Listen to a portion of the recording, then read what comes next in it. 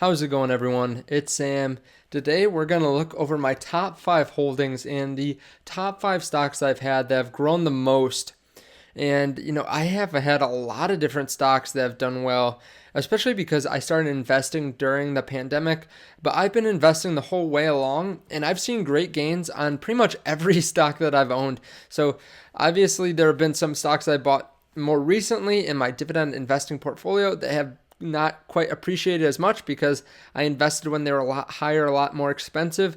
But the majority of my money is held in my Roth IRA, and I've seen great returns so far with it. I'm going to go over the top 5 stocks I've had, kind of talk you through each one and my thoughts on why I invested in it. Some I'll talk more about, some I'll talk less about, but I'm going to cover 4 in the Roth IRA and then 1 in my Robinhood account.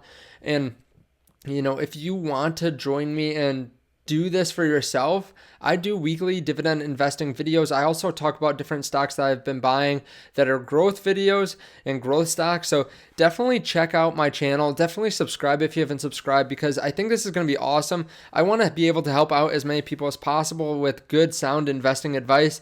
And if you think that I'm the only one that can do this, you're definitely wrong. You can definitely do this right along with me. I talk to you about what I'm buying every week. And if you want to join me and start investing in M1 Finance, I'm doing $100 a week. You can check out the link down below to M1 Finance. It's in the description, and you can start investing along with me, or just, try out the app. It's a great app. They're my favorite website for investing.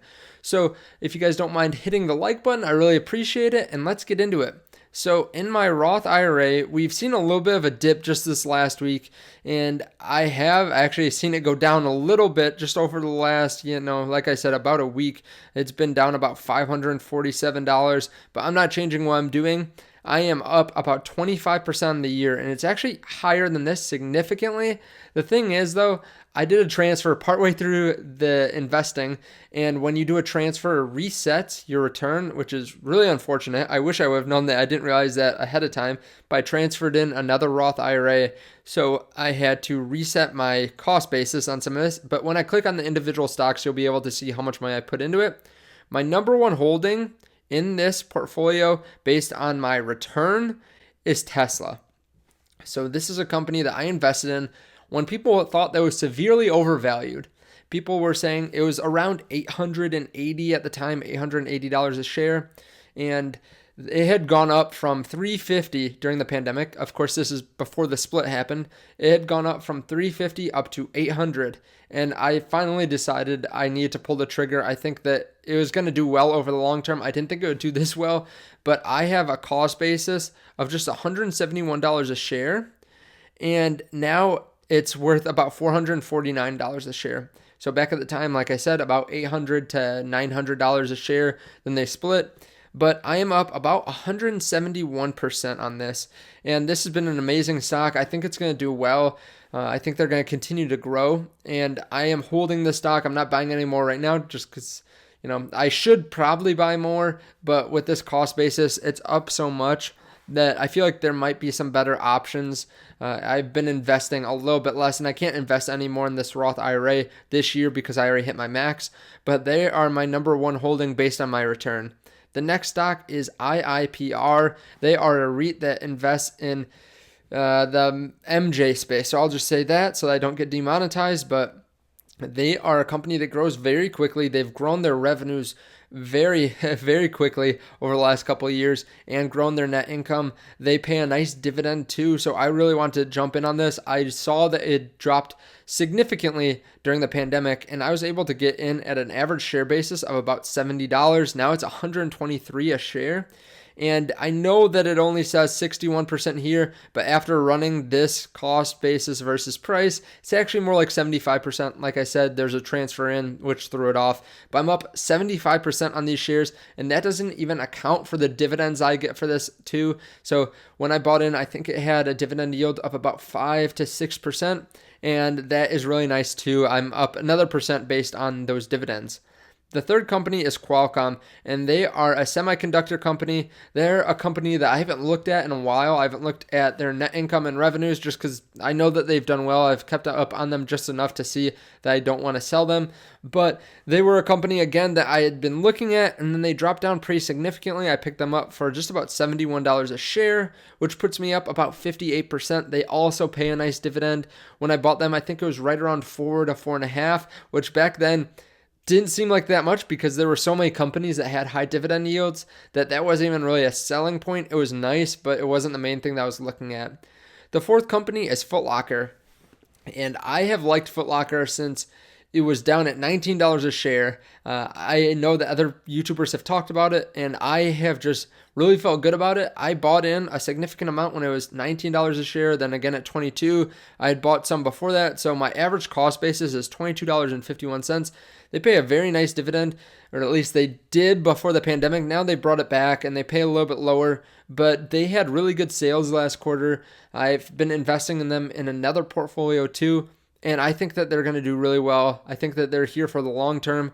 They will probably continue to bring their dividend back, and I think that will be sitting around 7 to 8% dividend yield when it brings it back fully. So that is the fourth company that I've invested in this portfolio that has done really well, and I'm up about 53% on this, and I did have some dividends in there too, so it's up even a little bit more from there.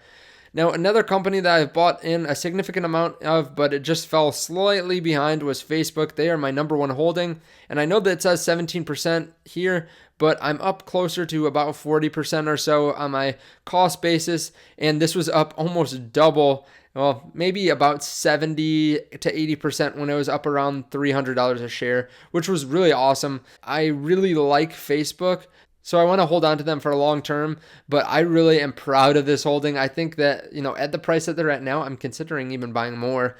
And I wasn't going to talk to you about that one, but that is my number one holding size-wise, so I want to talk about them too.